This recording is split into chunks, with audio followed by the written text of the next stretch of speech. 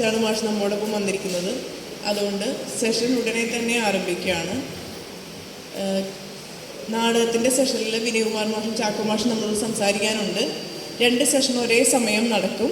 ആദ്യം നമ്മളോട് നിരൂപണത്തിൻ്റെ പ്രസക്തിയും വ്യാപ്തിയും എന്ന വിഷയത്തെ അടിസ്ഥാനമാക്കി വസന്ത മാഷായിരിക്കും സംസാരിക്കുക. കൂടെ ജോൺ ജോഫി മാഷുണ്ടാവും. വിനയം മാഷും ചാക്കോ മാഷും വേദിയിലുണ്ടാവണം. ഒരേ സമയം 2 പരിപാടികൾ നമുക്ക് നടത്താം. അപ്പോൾ എല്ലാവരും വേഗം തന്നെ വേദിയിലേക്ക് വരണം.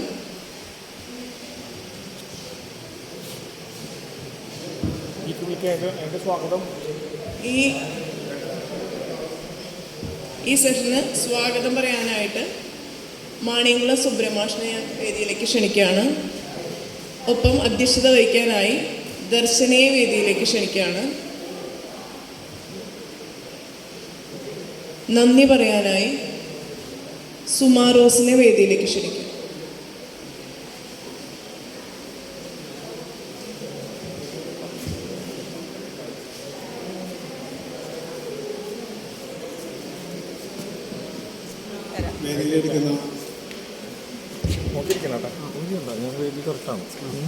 മാഷ് അതുപോലെ വിനയകുമാർ മാഷ്,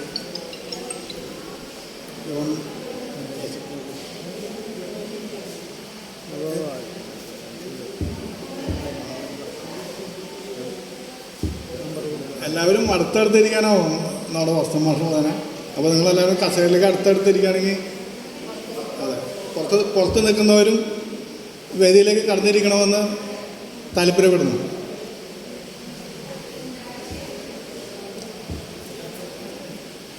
സ്വാഗതം പറയുക എന്ന ഒരു ഇതാണ് എനിക്ക് കിട്ടിയിരിക്കുന്നത്.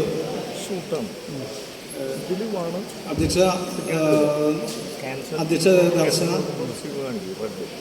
അതുപോലെ തന്നെ ഇവിടെ 2 വിഷയങ്ങളാണ് ചർച്ച ചെയ്യപ്പെടുന്നത്. ചർച്ചയിൽ പങ്കെടുക്കുന്ന SK വസന്ത മാഷ്, അതുപോലെ തന്നെ ഡോക്ടർ വിനയകുമാർ മാഷ്, അതുപോലെ ചാക്കോടി അന്തിക്കാട് മാഷ്, എല്ലാവരെയും ഈ വേദിയിലേക്ക് ക്ഷണിക്കുന്നു.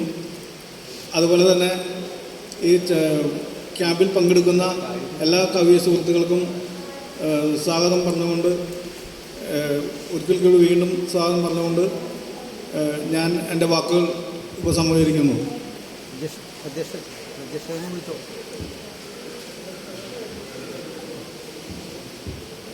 ഈ ചർച്ചയുടെ അധ്യക്ഷരായിട്ട് ദർശന കയ്യാറിനെ ക്ഷണിച്ചുകൊള്ളുന്നു.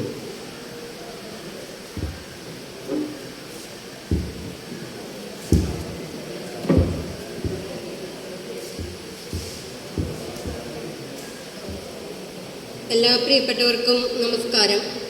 ഇന്ന് ഈ കഴിഞ്ഞ 2 ദിവസങ്ങളുടെ നടന്ന ഈ ക്യാമ്പിൻ്റെ ഭാഗമായിട്ട് നമ്മൾ ഇതുവരെ പരിചയപ്പെട്ടത് എഴുത്തിൻ്റെ ദേശാടനം, കവിതയുടെ ദേശാടനം, കവിതയുടെ വർത്തമാനം, എഴുത്തിൻ്റെ വർത്തമാനം, അതുപോലെ തന്നെ നാടക രചനയുടെ ഒരു പ്രാധാന്യവും കൂടി പ്രേംപ്രസാദ് സാറ് നേരത്തെ അവതരിപ്പിച്ചു. അങ്ങനെ പല പ്രമുഖരായ എഴുത്തുകാരുടെയും എഴുത്തിൻ്റെ വഴികളെക്കുറിച്ചും എഴുത്തിൻ്റെ രീതികളെക്കുറിച്ചും നമ്മളിവിടെ മനസ്സിലാക്കി.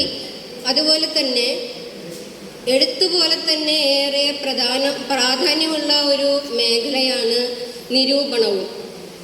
ഒരു എഴുത്തുകാരൻ്റെ ആദ്യ നിരൂപകൻ അവൻ തന്നെയാണ്. തൻ്റെ സൃഷ്ടികളെ സ്വയം നിരൂപിച്ച് തിരുത്തിയാണ് ഓരോ എഴുത്തുകാരനും വായനക്കാരന് മുന്നിൽ വയ്ക്കുന്നത്. അപ്പോൾ നിരൂപണം ഏത് തരത്തിൽ വരണമെന്നും മറ്റുള്ളവരുടെ കൃതികളെ നമ്മൾ എങ്ങനെ വായിച്ചെടുക്കണമെന്നും എഴുത്തിൻ്റെ വഴികളെക്കുറിച്ചും ഒക്കെ വിശദമായി പ്രതിപാദിക്കുന്നതിന് വളരെയധികം പ്രാഗൽഭ്യമുള്ള വസന്തൻ മാഷ്, അതുപോലെ തന്നെ ജോൺ ജോഫി മാഷ്, അതുപോലെ നാടക രചനയെക്കുറിച്ച് നമ്മളോട് സംസാരിക്കുവാനായി പ്രശസ്ത നാടക പ്രവർത്തകരായ MN വിനയകുമാർ മാഷും ചാക്കോടി അന്തിക്കാടും നമ്മളോടൊപ്പമുണ്ട്. എല്ലാ പ്രിയപ്പെട്ട ക്യാമ്പ് അംഗങ്ങളും ഹാളിനുള്ളിലേക്ക് കടന്ന് ഇരിക്കണമെന്നും ഈ വാക്കുകൾ ശ്രദ്ധിക്കണമെന്നും ആവശ്യപ്പെട്ടുകൊണ്ട് വസന്തൻ മാഷെ ആദ്യമായി നമ്മളോട് സംസാരിക്കാനായിട്ട് ആദരപൂർവ്വം ക്ഷണിക്കുന്നു.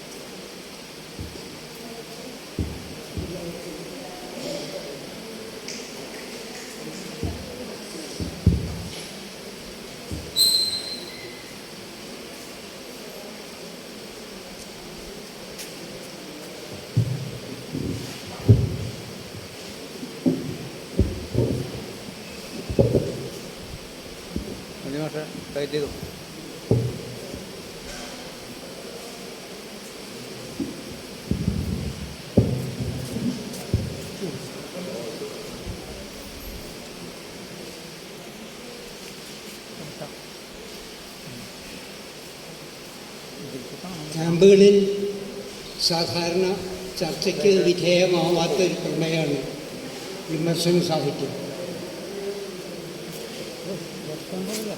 കേരളത്തിലുടനീളം നടക്കുന്ന സാഹിത്യ ക്യാമ്പുകളിൽ കവിതയെ പറ്റിയാണ് ഏറ്റവും കൂടുതൽ ചർച്ചകൾ നടക്കാറ്. കവിതയും കഥയും ആണ് അരങ്ങ് നിറഞ്ഞു നിൽക്കുക. അതിനേക്കാൾ താഴൊരു പടിയിൽ നോവൽ ചർച്ച വരാറുള്ളൂ. വളരെ വളരെ അപൂർവമായിട്ട് മാത്രമേ നിരൂപണം ഒരു ക്യാമ്പിലെ പ്രമേയമായി ചർച്ച ചെയ്യപ്പെട്ടിട്ടുള്ളൂ.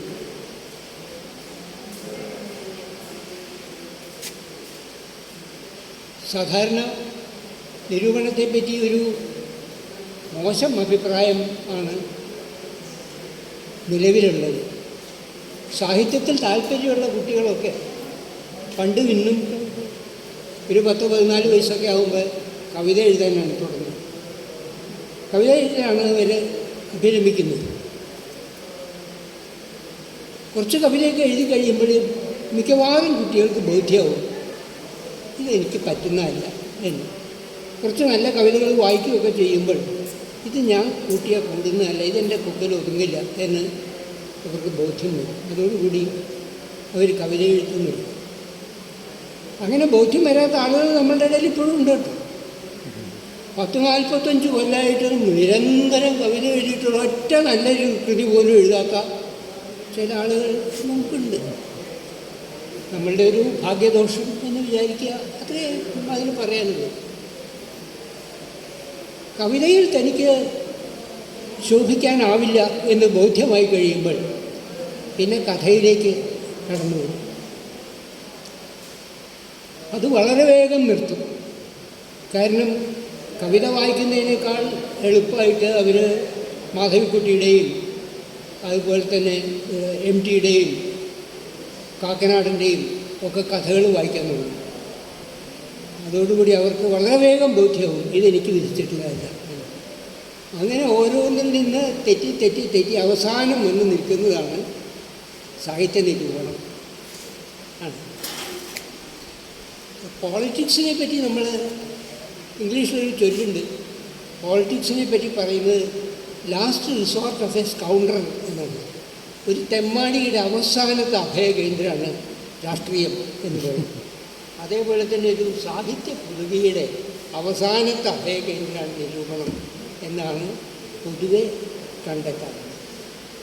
പക്ഷെ വാസ്തവം അതല്ല.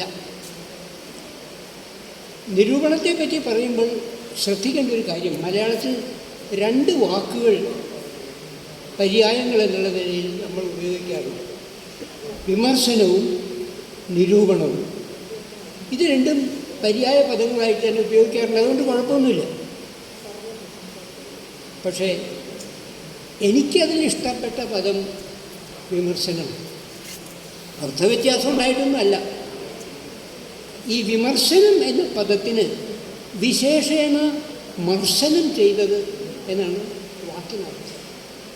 മർശനം ചെയ്യുക എന്ന് വെച്ച് കഴിഞ്ഞാൽ ഞെക്കി പിഴിഞ്ഞെടുക്കുക എന്നുള്ളതാണ്. നമ്മളുടെ മുമ്പിൽ കിട്ടുന്ന ഒരു കലാസൃഷ്ടിയെ, ഒരു കവിതയെ അല്ലെങ്കിൽ ഒരു കഥയെ അല്ലെങ്കിൽ ഒരു നാടകത്തെ ഞെക്കി പിഴിഞ്ഞ് എടുത്ത് അതിൻ്റെ സത്ത് എന്താണ് എന്ന് ഊറ്റിയെടുക്കുന്നതാണ് വിശേഷേണ മർശനം ചെയ്തെടുക്കുന്നതാണ് വിമർശനം. നിരൂപണം അങ്ങനെ തന്നെയല്ലേ എന്ന് ചോദിക്കാം. ചെയ്യുന്നതൊക്കെ അങ്ങനെ തന്നെയാണ്. പക്ഷെ ആ വാക്കിന് ചില അപകടമുണ്ട്. ഈ നിരൂപണം എന്നുള്ള വാക്കിൽ നിന്ന് അപകടകരമായ ചില വാക്കുകൾ നമുക്ക് നിഷ്പാദിപ്പിക്കാൻ പറ്റും. ഇപ്പം രൂപ എന്നുള്ള വാക്ക് നിരൂപണത്തിൽ നമുക്ക് ഉണ്ടാക്കിയെടുക്കാം. പണം എന്നുള്ള വാക്ക് നിരൂപണത്തിൽ നമുക്ക് ഉണ്ടാക്കിയെടുക്കാം. ഇത് രണ്ടും പറ്റിയില്ലെങ്കിൽ നിണം എന്നുള്ള വാക്ക് നമുക്കതിൽ നിന്ന് ഉൽപ്പാദിപ്പിക്കാൻ പറ്റും. നമ്മളുടെ നിരൂപണം പലപ്പോഴും ഈ രൂപയും പണവും നിണവും ഒക്കെ കൂടെയുള്ള ഒരു കളിയാണോ എന്ന് പലപ്പോഴും സംശയം തോന്നുന്നുണ്ട്. അതുകൊണ്ടാണ് നിരൂപണം എന്നുള്ളതിനേക്കാൾ നല്ലത് വിശേഷേണ മർശനം ചെയ്തെടുക്കുന്ന, സത്ത് പിഴിഞ്ഞ് ഊറ്റിയെടുക്കുന്ന വിമർശനം എന്ന വാക്കാണ് എന്ന് ഞാൻ പറഞ്ഞത്. ഈ സർഗാത്മക സാഹിത്യകാരനും നിരൂപകനും തമ്മിൽ ഒരു മൂപ്പിളമ തർക്കം അനാദികാലം തുടങ്ങി നിലവിൽ വന്നിട്ടുള്ളതാണ്. ഇതിൽ ആരാണ് കേമൻ എന്നാണ്. സർഗാത്മക സാഹിത്യകാരൻ നിരൂപകനെ ഇത്തിക്കണ്ണിയായിട്ടാണ് കണക്കാക്കിയിട്ടുള്ളത്. ഞാൻ എഴുതിയതുമ്പോൾ പറ്റിപ്പിടിച്ച് കയറിയിട്ടല്ലേ നിൻ്റെ അഭ്യാസം മുഴുവൻ. അതാണ്. അതുകൊണ്ട് സർഗാത്മക സാഹിത്യകാരൻ ഉയർന്നു നിൽക്കുകയും സാമൂഹ്യ ജീവിതത്തിൽ നിന്ന് വളവും ഊർജവും വലിച്ചെടുക്കുകയും അത് പുഷ്പങ്ങളായിട്ടും ഫലങ്ങളായിട്ടും പുറത്തേക്ക് വിടുകയും ചെയ്യുമ്പോൾ അതുമ്പോൾ പറ്റിപ്പിടിച്ച് കയറുന്ന ഇത്തിക്കണ്ണി മാത്രമാണ് നിരൂപകൻ എന്നാണ് സർഗാത്മക സാഹിത്യകാരൻ്റെ ഒരു ആരോപണം. പക്ഷേ നിരൂപകൻ പറയുന്നതല്ല, നീ വായിച്ചതൊക്കെ ഞാൻ വായിച്ചിട്ടുണ്ട്, അതിനപ്പുറം നീ എഴുതിയതും ഞാൻ വായിച്ചിട്ടുണ്ട്.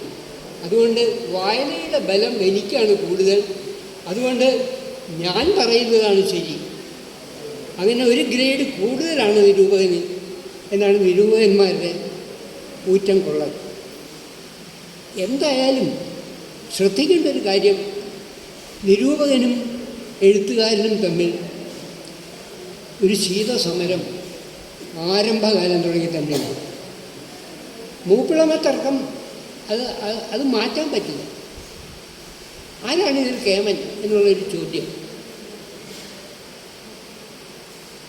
വലിയ എഴുത്തുകാർക്ക് പോലും നിരൂപകനോട് അസഹിഷ്ണുതയാണ്. അങ്ങനെയൊക്കെ അല്ല എന്ന് ഭാവിക്കാറുണ്ട് എങ്കിൽ പോലും. അത് അതിൻ്റെ ഒരു പ്രത്യേക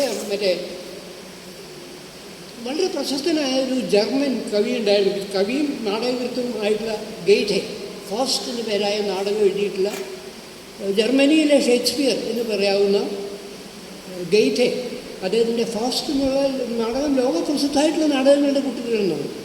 അദ്ദേഹം കവി കൂടിയായിരുന്നു. ഈ ഗെയ്റ്റെ നിരൂപകനെ പട്ടി എന്നാണ് വിളിച്ചത്. അത് ആ പേരിൽ കവിത തന്നെ എഴുതിയിട്ടുണ്ട്, നിരൂപകനെ പട്ടി എന്ന് വിളിച്ചുകൊണ്ട്. അദ്ദേഹം പറയുന്ന ഇതാണ്, എൻ്റെ വീട്ടിൽ വന്നിരുന്ന് ഞാൻ വിളമ്പിക്കൊടുത്ത ഭക്ഷണം മൂക്കുമുട്ട തിന്നിട്ട് അയൽവക്കത്ത് ചെന്നിരുന്ന് അതിനെപ്പറ്റി കുറ്റം പറയുക, അവനെ പട്ടി എന്നല്ലേ വിളിക്കേണ്ടത് എന്നാണ് ഗെയ്റ്റെ ചോദിച്ചത്. ഞാൻ എഴുതിയൊരു പുസ്തകം വായിച്ചിട്ട് അതിനെപ്പറ്റി വേറൊരാളോട് കുറ്റം പറയുക, അവനെ പട്ടി എന്ന് തന്നെയാണ് വിളിക്കേണ്ടത് എന്നാണ് ഗെയ്റ്റെ പറഞ്ഞത്. ഗെയ്റ്റെ അല്പം ആലങ്കാരികമായിട്ട് പറഞ്ഞു എന്ന് മാത്രമേ ഉള്ളൂ. നമ്മുടെ പഴയ കവി കുഞ്ചൻ നമ്പ്യാർക്ക് അത്തരം വളച്ചു കെട്ടുന്നതൊന്നുമില്ല. കുഞ്ചൻ നമ്പ്യാർ പറഞ്ഞ് കവിത വായിച്ചിട്ട് അതിനെപ്പറ്റി കുറ്റം പറയുന്നവൻ്റെല്ലോ എറിഞ്ഞവൻ്റെ കാലൊടിക്കണമെന്നുള്ളൂ. അവിടെ പിന്നെ നേരിട്ടുള്ള അറ്റാക്ക് മാത്രമാണ്, അവൻ്റെ കാല് എറിഞ്ഞൊടിക്കണം എന്ന് നമ്പ്യാരുടെ ഒരു തുള്ളലിൽ പറയുന്നു. ഇത് ചെറുകിട കവികളുടെ കാര്യമല്ല, മഹാകവികൾ പോലും അങ്ങനെയാണ് ചെയ്തിരുന്നത്.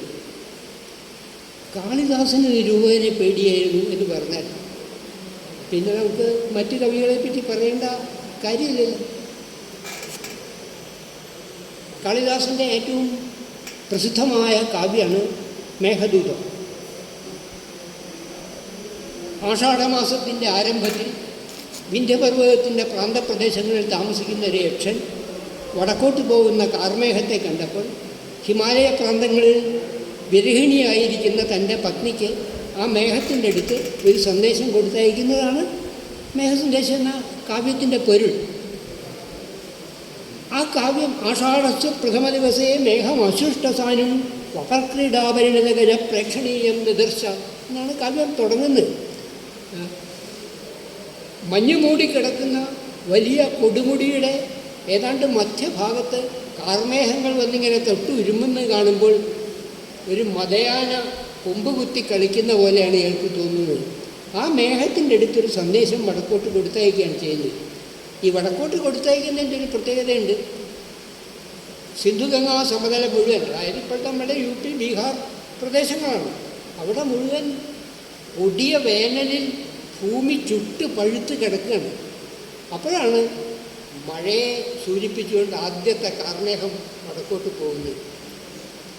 അപ്പോൾ കാളിദാസൻ പവനപദവി സമാരൂഢനായി പോകുന്ന മേഘം എന്നാണ് കാളിദാസൻ്റെ പ്രയോഗം. കാറ്റ് പാറിപ്പോകുന്ന മേഘം. അതിനു മുമ്പ് നമ്മളുടെ ഒരു ഇന്ത്യൻ കാവ്യ സങ്കേതം മനസ്സിലാക്കാനില്ല. ഇന്ത്യൻ കാവ്യ സങ്കേതം അനുസരിച്ച് ഭൂമിയെ താങ്ങി നിൽക്കുന്നത് 8 ആനകളാണ്. ദിങ്നാഗങ്ങൾ എന്നാണ്. നാഗം എന്ന് വെച്ചാൽ ആന എന്നുകൂടി വാക്കിനർത്ഥമുണ്ട്. ദിങ്നാഗങ്ങളാണ്, 8 ആനകളാണ്. കിഴക്കൊരാന, തെക്ക് കിഴക്ക്, തെക്ക് പടിഞ്ഞാറ്, വടക്ക് പടിഞ്ഞാറ്, വടക്ക്, അങ്ങനെ 8 ദിക്കുകളിൽ 8 ആനകളാണ് ഈ ഭൂമിയെ താങ്ങി നിൽക്കുക എന്ന് നമ്മളുടെ പഴയൊരു സങ്കല്പമുണ്ട്. അപ്പോൾ ഈ ചുട്ടു പഴുത്ത് കിടക്കുന്ന ഭൂമിയാണ്. ഇതിനെ താങ്ങി നിൽക്കുന്ന ആനകൾക്ക് വെള്ളം കിട്ടാതെ അവ ദാഹിച്ചു വലഞ്ഞിരിക്കുകയാണ്. അപ്പോഴാണ് വേനൽക്കാലത്തിൻ്റെ അവസാനം നിറയെ വെള്ളവുമായി വടക്കോട്ടി കാർമേഘങ്ങൾ പോകുന്നത്. ഇത് കാണുമ്പോൾ ഈ ദിങ്നാഗങ്ങൾ അവയുടെ നീണ്ട തുമ്പിക്കൈ നീട്ടി ആ മേഘത്തെ പിടിക്കാൻ നോക്കും. സ്ഥൂലഹസ്തങ്ങൾ നീട്ടി, നീണ്ട തുമ്പിക്കൈ നീട്ടി ഈ മേഘത്തെ പിടിക്കാൻ നോക്കും. പിടികൊടുത്താൽ പിന്നെ മേഘത്തിന് മുമ്പോട്ട് പോകാൻ പറ്റില്ല. അതുകൊണ്ട് കാളിദാസൻ എഴുതി, ദിങ്നാഗങ്ങളുടെ സ്ഥൂലഹസ്തങ്ങൾക്ക് അപ്രാപ്യമായ അകലത്തുകൂടി നീ പോകണം എന്നാണ്. ഈ ദിങ്നാഗങ്ങളുടെ നീണ്ട തുമ്പിക്കൈയിന് എത്താൻ പറ്റാത്ത ഉയരത്തിൽ കൂടി നീ പോകണം എന്നെഴുതി. കാളിദാസൻ അങ്ങനെ വളരെ മനോഹരമായിട്ട് അത് പറഞ്ഞെങ്കിലും അതിൽ പറയാതെ പറഞ്ഞൊരു കാര്യമുണ്ട്. കാളിദാസൻ അംഗമായിരുന്ന രാജസദസ്സിൽ ഒരു നിരൂപകനുണ്ടായിരുന്നു. അയാളുടെ പേര് ദിങ്നാഗൻ എന്നായിരുന്നു.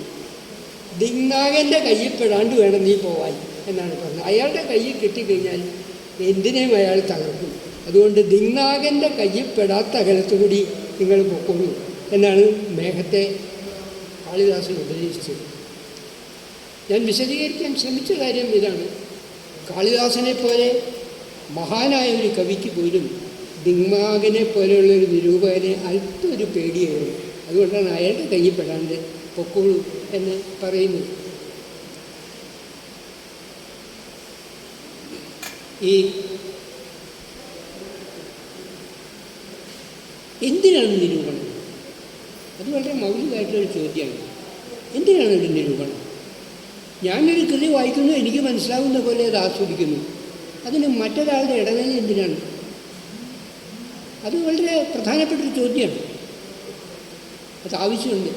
കാരണം തുടക്കക്കാരനായ ഒരു വായനക്കാരന് പലപ്പോഴും എഴുത്തുകാരൻ അതിൽ ഒളിപ്പിച്ചു വെച്ചിരിക്കുന്ന ഭംഗികൾ എന്താണ് എന്ന് പൂർണ്ണമായിട്ട് മനസ്സിലാവില്ല. തുടക്കക്കാരായ വായനക്കാർക്ക് ഒരു കവിതയുടെ നിഗൂഢ സൗന്ദര്യം മുഴുവനും ആദ്യ വായനയിൽ മനസ്സിലായി എന്ന് വരില്ല. പക്ഷേ പരിണിതപ്രജ്ഞനായ ഒരു വായനക്കാരനാണ് നിരൂപകൻ. അയാൾ തൻ്റെ വായനാനുഭവങ്ങൾ കൊണ്ട് മൂർച്ച കൂട്ടിയിട്ടുള്ള തൻ്റെ ആസ്വാദന ശേഷി മൂലം ആ കവിതയിലെ അന്തരാർത്ഥങ്ങൾ മുഴുവൻ കണ്ടെത്തി പുതിയ വായനക്കാരന് പറഞ്ഞു കൊടുക്കുകയാണ് ചെയ്യുന്നത്. അങ്ങനെ ഒരു പരിശീലനം കിട്ടിക്കഴിയുമ്പോൾ ആ നിരൂപകൻ്റെ പിന്നാലെ നമ്മൾ കുറേ കൃതികൾ വായിച്ചു കഴിയുമ്പോൾ മറ്റാരുടെയും സഹായം കൂടാതെ കവിതയുടെ നിഗൂഢ ചാരുതകൾ സാധാരണ വായനക്കാരന് മനസ്സിലാവാൻ തുടങ്ങും. ഇപ്പോൾ ഒരു ഉദാഹരണം പറയാം. എല്ലാവർക്കും പരിചയമുള്ള കൃതി എന്നാണ് ഞാൻ ഈ ഉദാഹരണം തിരഞ്ഞെടുക്കുന്നത്. കാളിദാസൻ്റെ ശാകുന്തളം എന്നുള്ള കൃതിയാണ്. അതിൻ്റെ കഥ എല്ലാവർക്കും അറിയാവുന്നത്. ശാകുന്തളത്തിൽ മഹാഭാരത കഥയാണ് ബേസ് ചെയ്തിരിക്കുന്നത്. അപ്പോൾ മഹാഭാരതത്തിലെ കഥാപാത്രങ്ങളുടെ പേരുകളൊന്നും മാറ്റാൻ കാളിദാസന് അധികാരമൊന്നുമില്ല. ഇപ്പോൾ ശകുന്തള എന്നുള്ള പേര് മാറ്റി വേറൊരു പേരാ നായികയ്ക്കിടാൻ കാളിദാസന് അധികാരമില്ല. ദുഷ്യന്തൻ എന്നുള്ള പേര് മാറ്റി വേറൊരു പേരിടാൻ പറ്റില്ല. പക്ഷെ കാളിദാസൻ കൽപ്പിച്ച ചില കഥാപാത്രങ്ങളുണ്ട്. അനസൂയ എന്നൊരു കഥാപാത്രം, പ്രിയംവദ എന്നൊരു കഥാപാത്രം, ശകുന്തള എടുത്ത് വളർത്തുന്ന ദീർഘാപാങ്കൻ എന്നു പേരായിട്ടുള്ളൊരു മാൻകുട്ടി, ശകുന്തളയുടെ വീടിൻ്റെ തൊട്ടടുത്ത് വളർത്തിയിട്ടുള്ള ഒരു മുല്ലച്ചെടിയുണ്ട്, വനജോത്സ്നം എന്നാണ് അതിന് പേരിട്ടുള്ളത്. ഇത് പരിണിതപ്രജ്ഞനായ ഒരു നിരൂപകനാണ് ഈ സംജ്ഞാനാമങ്ങളുടെ, ഈ പേരുകളുടെ ഔചിത്യം നമുക്ക് പറഞ്ഞു തരുന്നത്. അനസൂയ എന്നുള്ള വാക്കിന് എന്താ അർത്ഥം? അസൂയയില്ലാത്തവൾ എന്നാണ്. പ്രിയംവദ എന്നുള്ള വാക്കിനർത്ഥം പ്രിയമായി വധിക്കുന്നവൾ, ഇഷ്ടപ്പെട്ട വാക്കുകൾ പറയുന്നവൾ എന്നാണ് അർത്ഥം. ആ അർത്ഥം മനസ്സിലാക്കിക്കൊണ്ട് നമ്മൾ വീണ്ടും ശകുന്തളം വായിക്കുമ്പോൾ ഒരു കാര്യം നമുക്ക് വ്യക്തമാവും. ശകുന്തളയ്ക്ക് ഇഷ്ടപ്പെട്ട വാക്കുകൾ പറയുന്നത് മുഴുവൻ പ്രിയംവദയാണ്. അവളോട് ഒരസൂയയും കൂടാതെ അവളുടെ ഭാവി ശോഭനമാവാൻ പറ്റിയ വാക്കുകൾ പറയുന്നത് മുഴുവൻ പ്രിയംവദയാണ്. പ്രിയമായിട്ട് വധിക്കുന്നവൾ പ്രിയംവദയും, അസൂയയില്ലാത്തവൾ അനസൂയയും എന്നാണ്. ശകുന്തള ആദ്യം വായിക്കുന്ന ഒരു 14 വയസ്സുകാരനോ 16 വയസ്സുകാരനോ ഈ പേരുകളുടെ ഭംഗി എന്താണ് എന്ന് മനസ്സിലാവില്ല. അതേപോലെ തന്നെ ശകുന്തള എടുത്തു വളർത്തിയ ഒരു മാനിനെ പറ്റി പറയുന്നുണ്ട്. ദീർഘാപാങ്കൻ എന്നാണ് അങ്ങനെ കാളിദാസൻ പേര് കൊടുത്ത്. ദീർഘമായ അപാങ്കത്തോട് കൂടിയവൻ എന്നാണ്. അപാങ്കം എന്നുള്ള പദത്തിന് കടക്കണ്ണ് എന്നാണ് അർത്ഥം. നീണ്ട കടക്കണ്ണോട് കൂടിയവൻ എന്നാണ്. മാൻപേടയുടെ കണ്ണ് പോലെ മനോഹരമാണ് ശകുന്തളയുടെയും കണ്ണ് എന്ന് കാളിദാസൻ പല കൃതികളിലും പറയുന്നുണ്ട്. കുമാരസംഭവത്തിൽ പറയുന്നുണ്ട്, മാൻപേടയോട് ഗിരികന്യകയെ അഭ്യസിച്ചോ, മാൻപേട തന്നെ ഗിരികന്യകയോട് അഭ്യസിച്ചോ എന്ന്. ഈ ശകുന്തളത്തിന് പല ദിക്കിലും ഒരു ചോദ്യം ഇതാണ്, ശകുന്തളയുടെ കണ്ണാണ് ദുഷ്യന്തനെ ഹോണ്ട് ചെയ്തുകൊണ്ടിരുന്നത്. അവളുടെ കണ്ണിൻ്റെ ഭംഗിയാണ് ദുഷ്യന്തനെ ആകർഷിച്ചുകൊണ്ടിരുന്നത്. ശകുന്തള ആദ്യം വായിക്കുന്ന ആൾക്ക് ഇതൊന്നും തോന്നില്ല. പക്ഷേ ഇതൊരു നിരൂപകൻ ചൂണ്ടിക്കാണിച്ചതിന് ശേഷം ശകുന്തളം വായിക്കുമ്പോൾ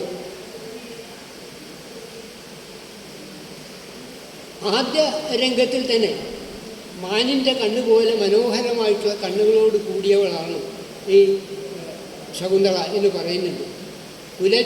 കുലചിലയിൽ അമ്പണച്ചു മാനിൻകുലമതിലേവതെനിക്ക് സത്യമല്ല, അരികിൽ വാണും ശുദ്ധ നോട്ടക്കലയവയോട് പഠിച്ചിരിക്കും ഓമൽ എന്നാണ്. ദുഷ്യന്തൻ 1-ാം അംഗത്തിൽ തന്നെ പറയുന്നതാണ്, എനിക്കിനി നായാട്ട് പറ്റില്ല. കാരണം എൻ്റെ മുമ്പിൽ കൂടി ഓടിപ്പോകുന്ന മാനിനെ എയ്ത് വീഴ്ത്താനുള്ള മനക്കരുത്ത് എനിക്കില്ല. അവളുടെ ആ മാനിൻ്റെ കണ്ണ് കാണുമ്പോൾ ആ നോട്ടത്തിൽ നിന്നാണ് ശകുന്തള അവളുടെ നോട്ടം പഠിച്ചതെന്ന് എനിക്ക് തോന്നുന്നു. അതുകൊണ്ട് എനിക്ക് മാനിനെ ചെയ്യാൻ പറ്റില്ല എന്നയാൾ പറയുന്നു. ശകുന്തളയുടെ കണ്ണിൻ്റെ ഭംഗിയാണ് അയാളെ ഹോണ്ട് ചെയ്യുന്നത്.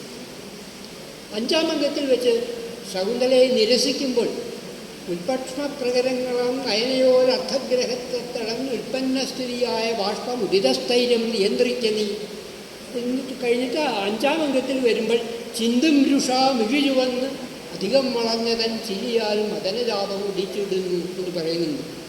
ദുഷ്യന്തൻ ഉപേക്ഷിച്ചു കഴിഞ്ഞപ്പോൾ കോപിഷ്ഠയായ ശകുന്തള നിസ്സഹായയായി തീർന്ന് ദുഃഖവും ക്രോധവും അഭിമാനബോധവും ഒക്കെ കൂടി അവരുടെ കണ്ണ് ചുമന്ന് പുരികക്കൊടി വളഞ്ഞ് കണ്ണ് ചുമന്ന് നിൽക്കുന്നു. ആ ചുമന്ന കണ്ണെന്നെ ഹോണ്ട് ചെയ്യുന്നു. അവരുടെ കണ്ണിൻ്റെ ഭംഗിയെപ്പറ്റി ശകുന്തള അവസാനിക്കുന്ന ഭാഗത്തെത്തിയപ്പോൾ 7-ാം അംഗത്തിൽ ശകുന്തള ദുഷ്യന്തനുമായിട്ട് സമാഗമം നടത്തിയപ്പോൾ നിൻ്റെ കണ്ണിൽ നിന്ന് അടർന്നു വീണ് മഞ്ഞുതുള്ളികൾ പോലെ അടർന്ന് കവിളത്തേക്ക് വീഴുന്ന ഈ നീർത്തുള്ളി ഞാൻ തുടച്ച് കളയട്ടെ എന്ന് ദുഷ്യന്തൻ ചോദിക്കുന്നുണ്ട്.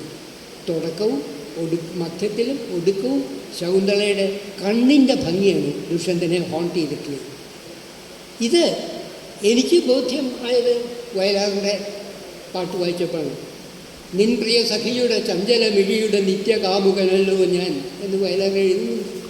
ശകുന്തളയെ പറ്റി പറയുമ്പോൾ നിൻ പ്രിയ സഖിയുടെ ചഞ്ചല മിഴിയുടെ നിത്യകാമുകനല്ലോ എന്ന് പറഞ്ഞപ്പോൾ നൂറ്റാണ്ടുകൾക്കിപ്പുറം വന്നൊരു കവി ഈ പ്രാചീന കവിയെ കണ്ടെത്തുകയാണ് ചെയ്തത്. ഇത്തരം കാര്യങ്ങൾ പറഞ്ഞ് മനസ്സിലാക്കുന്നത് ഒരു നിരൂപകൻ്റെ ധർമ്മമാണ്. ഇപ്പം ദുഷ്യന്തൻ എന്നുള്ള വാക്ക് ഒരു രാജാവിൻ്റെ പേര് എന്ന് മാത്രമേ ഉള്ളൂ. പക്ഷേ സംസ്കൃത ഭാഷയുമായിട്ട് പരിചയമുള്ള ആളുകൾക്ക് സംസ്കൃത നാടകങ്ങളുടെ ഒരു പ്രത്യേകത അറിയാം, മനസ്സിലാക്കാൻ പറ്റും. സംസ്കൃതത്തിൽ സ്ത്രീ കഥാപാത്രങ്ങൾ സംസാരിക്കുന്നത് ശരി സംസ്കൃതമല്ല, പ്രാകൃതം ആണ്. പ്രാകൃതം എന്ന് വെച്ചാൽ കൊളോക്കിയൽ ലാംഗ്വേജാണ്. പ്രാദേശികമായിട്ടുള്ള ഭാഷകൾ സംസ്കരിച്ചെടുത്തതാണ് സംസ്കൃതം. പക്ഷേ സ്ത്രീ കഥാപാത്രങ്ങളൊക്കെ ഈ സംസ്കരിക്കാത്ത പ്രാകൃത ഭാഷകളാണ് പ്രാകൃതമാണ് സംസാരിക്കുന്നത്. പ്രാകൃതത്തിൽ ഷ എന്നുള്ള അക്ഷരമില്ല. പകരം ഷ എന്ന് പറയേണ്ടിടത്തൊക്കെ അവർ സ എന്നാണ് പറയുക. ദുഷ്യന്തൻ എന്ന അനസൂയയും പ്രേമതയും പറഞ്ഞിട്ടേയില്ല. അവർ പറഞ്ഞത് മുഴുവൻ ദുസ്സന്തൻ എന്നാണ്, ഷ ഇല്ല. പക്ഷേ ഈ പ്രാകൃതത്തിൽ ദുസ്സന്തൻ എന്ന വാക്കിൻ്റെ അർത്ഥം വാക്കിന് വ്യവസ്ഥയില്ലാത്തവനാണ്. എം പി ശങ്കുണ്ണി നായരെ പോലെയുള്ള ഒരു പണ്ഡിത നിരൂപകൻ ചൂണ്ടിക്കാണിച്ചു തരുമ്പോഴാണ് അതിൻ്റെ ഭംഗി നമുക്ക് മനസ്സിലാവുക. ഓരോ തവണയും അനസൂയയും പ്രിയമലയും ഇത് ദുഷ്യന്തനെ പറ്റി പറയുമ്പോഴൊക്കെ ശകുന്തളയ്ക്ക് മുന്നറിയിപ്പ് നൽകുകയാണ്, വാക്കിന് വ്യവസ്ഥയില്ലാത്തവനാണ് എന്ന്. ഈ ഒരു വ്യാഖ്യാനം കിട്ടിക്കഴിയുമ്പോൾ, ഈ ഒരു നിരൂപണം കിട്ടിക്കഴിയുമ്പോൾ അതിൻ്റെ കാവ്യ സൗഭാഗ്യം എത്ര ഉയർന്നാണ് നമുക്ക് തോന്നാൻ പറ്റും.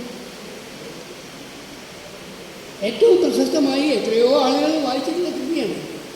അതേപോലെ തന്നെ മറ്റാരും ചോദിക്കാത്ത ഈ നമ്മളുടെ പഴയ 2 വലിയ സംസ്കൃത പണ്ഡിതന്മാരുണ്ടായിരുന്നു.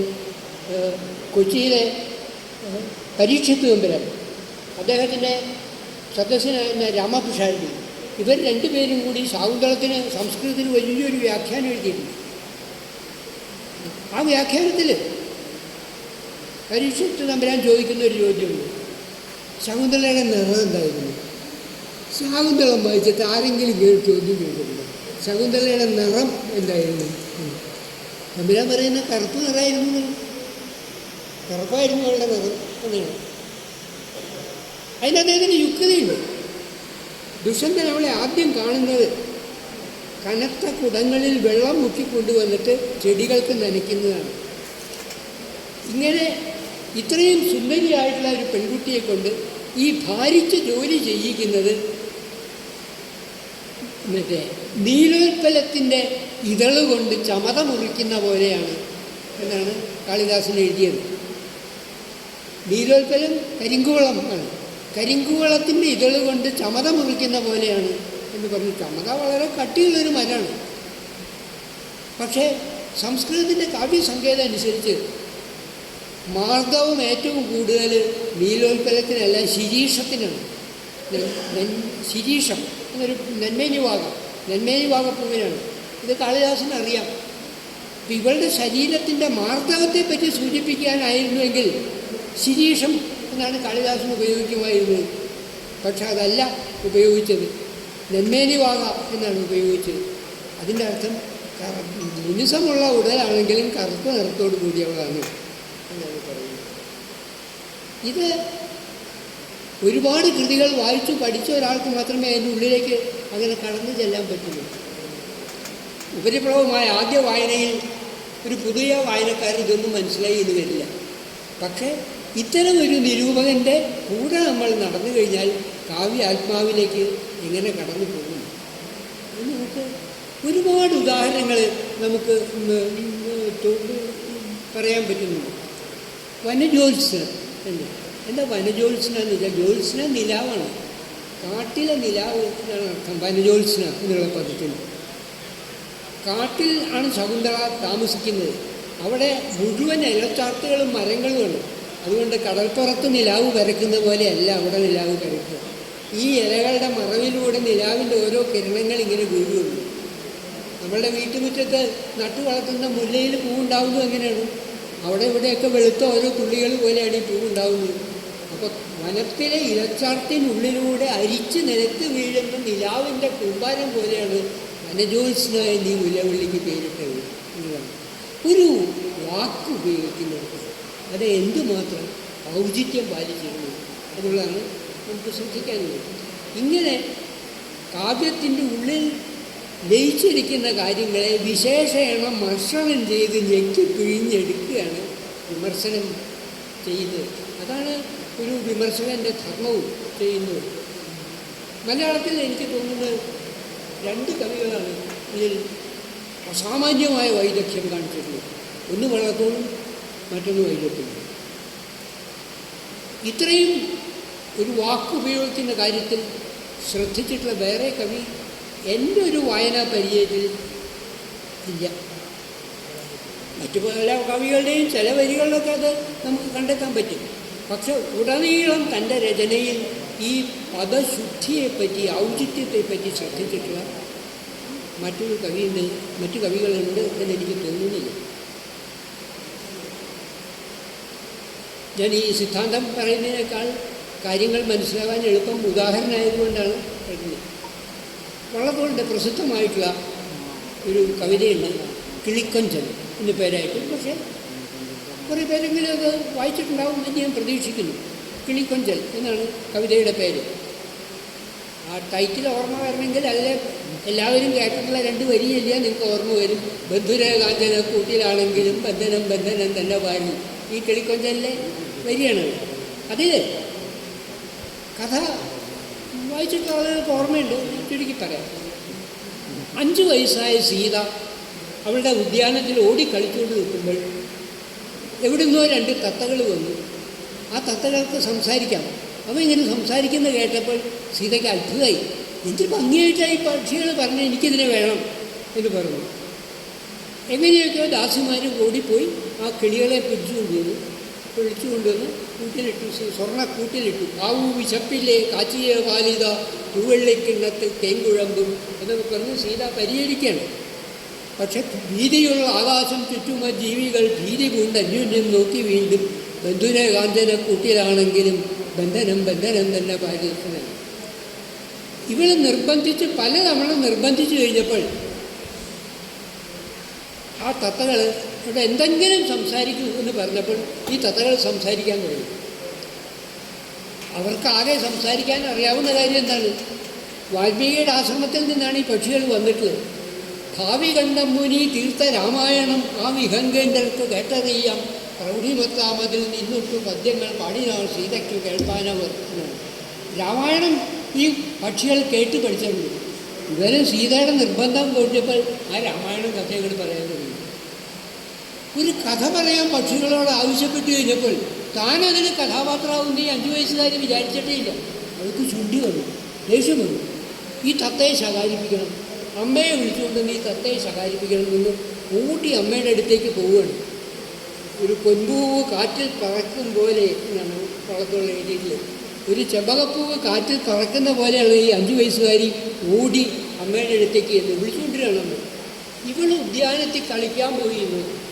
അവിടെ ഈ തത്ത വന്നു എന്നോ അതിനെ പിടിച്ചു എന്നോ ഇതൊന്നും അമ്മ അറിഞ്ഞിട്ട് തന്നെയില്ല. പക്ഷേ ഈ കുട്ടിക്ക് അതൊന്നും അല്ല. വിളിച്ചു കൊണ്ടുവരണം അമ്മ, എന്നിട്ട് ഈ തത്തയെ ശകാരിപ്പിക്കണം. തത്ത എൻ്റെ അസത്താണ് അമ്മ എന്ന് ശകാരിപ്പിക്കാൻ വേണ്ടി കൊണ്ടുവരണം. കൂടെ വന്നിരുന്ന ദാസിയോട് ഞാൻ ഈ വള്ളത്തോളൊരു വാക്ക് ഉപയോഗിക്കുന്നതിൻ്റെ ഭംഗിയെപ്പറ്റിയാണ് വിശദീകരിക്കാൻ ശ്രമിക്കുന്നത്. കൂടെ വന്ന ദാസിയോട് സീതയുടെ അമ്മ ചോദിക്കേണ്ടത് എന്തൊക്കെ വിളി പറയണേ, എനിക്കൊന്നും മനസ്സിലാവില്ലല്ലോ. അപ്പോൾ ദാസി പറഞ്ഞു വാൽമീകിയുടെ ആശ്രമത്തിൽ നിന്ന് 2 തത്തകൾ വന്നു, അതിനെ പിടിച്ച് ആ കഥയൊക്കെ പറഞ്ഞു. പക്ഷേ ഇങ്ങനെ അടുക്കും ചിട്ടയോടും കൂടി തത്തകൾ വന്ന കാര്യവും അത് പറഞ്ഞ കാര്യമൊക്കെ ദാസി പറഞ്ഞപ്പോഴത്തേക്ക് ഈ 5 വയസ്സുകാരിക്ക് ക്ഷമ കിട്ടും. അമ്മ ഉടനെ വന്ന തത്തയെ ചീത്ത പറയുന്നത്. ആ രാമവൃത്താന്തം കഥിക്കുന്നതിന് അമ്മകൾ അക്ഷമയായിരുന്നു എന്നാണ്. അവിടെ ആ രാമവൃത്താന്തം എന്നാണ് വള്ളത്തോൾ ഉപയോഗിച്ചത്. ഉദ്യാന വൃത്താന്തം എന്ന് പറയാം, പൂന്തോട്ട വൃത്താന്തം എന്ന് പറയാം. വൃത്തമൊന്നും തെറ്റില്ല, 3 അക്ഷരം തന്നെയാണ്. പക്ഷെ ഉദ്യാനം എന്നോ പൂന്തോട്ടം എന്നോ പറയാതെ ആരാമവൃത്താന്തം എന്നാണ് പറഞ്ഞത്. കാരണം വക്താവ് സീതയാണ്, അവൾക്ക് ആ രാമവൃത്താന്തം അല്ലാതെ വേറൊന്നും പറയാനില്ല. അതാണ് ആരാമവൃത്താന്തം എന്നുള്ള വള്ളത്തോൾ ഉപയോഗിച്ച പദത്തിൻ്റെ ഔചിത്യം. അതാണ് ആ രാമവൃത്താന്തം എന്നുകൂടി എനിക്ക് വ്യാഖ്യാനിക്കാം. ഇത് വള്ളത്തോൾ കവിത പലതവണ വായിച്ചു കഴിഞ്ഞാലും ചിലപ്പോൾ നമുക്ക് പിടികിട്ടി എന്ന് വരുന്നു. പക്ഷെ വളരെ കൃത്യമായിട്ട് ആ വാക്ക് അങ്ങനെ ഉപയോഗിക്കുന്നു. ഇത്തരം ചാരുതയേറിയ പദപ്രയോഗങ്ങൾ ചൂണ്ടിക്കാണിക്കുക എന്നുള്ളതാണ് നിരൂപണത്തിൻ്റെ പ്രാഥമികമായ ഘടകം. വള്ളത്തോളിൻ്റെ മറ്റൊരു കവിതയിൽ നിന്നും ഞാൻ വളരെ പോപ്പുലറായിട്ടുള്ള കൃതികൾ എടുക്കുന്നത് എന്താണെന്ന് വെച്ച് കഴിഞ്ഞാൽ എല്ലാവർക്കും അത് കേട്ടെങ്കിലും പരിചയം ഉണ്ടാവും എന്നുള്ളതുകൊണ്ടാണ്. ശിഷ്യനും മകനും എന്നുള്ള കവിതയിൽ പരശുരാമൻ മഴുവലിച്ചെറിഞ്ഞ ഗണപതിയുടെ കൊമ്പ് മുറിഞ്ഞു പോയ കഥയാണല്ലോ.